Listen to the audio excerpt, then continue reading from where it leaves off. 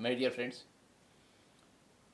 before we go into meditation proper, every day we should remind ourselves of the true elements, principles of spirituality.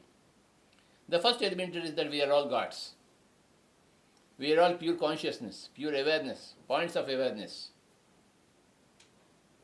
entities of consciousness.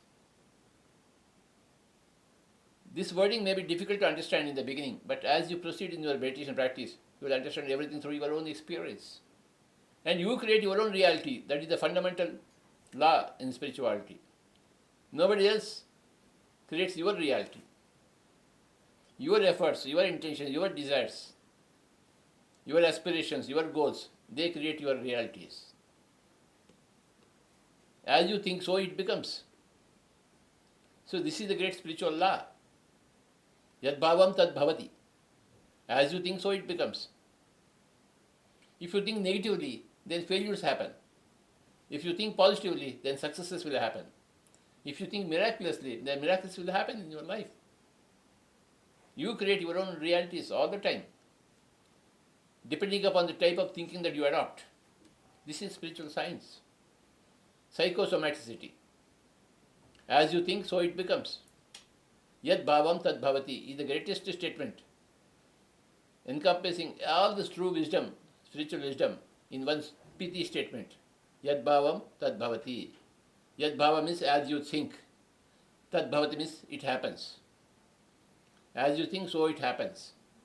Yad bhavam tad bhavati. This is the most important thing that every student of spirituality should ingrain himself. And we are eternal souls. There is no need to be worried for anything.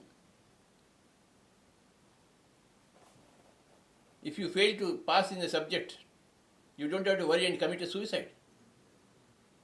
That is very, very stupid. Committing suicide is very, very stupid. Or you need not go and murder anybody for that. We are all souls. We live happily under every circumstance of failure or success. We understand that failure is also a stepping stone for success. So there is no condition where a student of spirituality laments. A student of spirituality always celebrates every condition in life. So I want everybody to become a student of spirituality, my dear. I have been a student of spirituality since my childhood. At the age of 8, I was studying Mahatma Gandhi's My Search for Truth, my experiments with truth. Then later on, at the age of 10, I was studying Rabindranath Tagore. At the age of 15, I was studying Pandit Radhakrishnan. At the age of 18, I was studying William Shakespeare, Chaucer, John Milton, Tolstoy, and all those masters. So I have always been a student of spirituality. And we always studied Vivekananda's books. What is the message of a Gandhi or a Tagore or a William Shakespeare or a Tolstoy or a Vivekananda or a Ramakrishna? Spirituality. So all through my life, I have been a student of spirituality, and it will remain so until the last breath, and ever afterwards also. After we vacate this physical body, also we continue our magnificent existence in so many other worlds, and we continue our studentship of spirituality. Our studentship of spirituality is forever. So that is the state of affairs. That is the truth.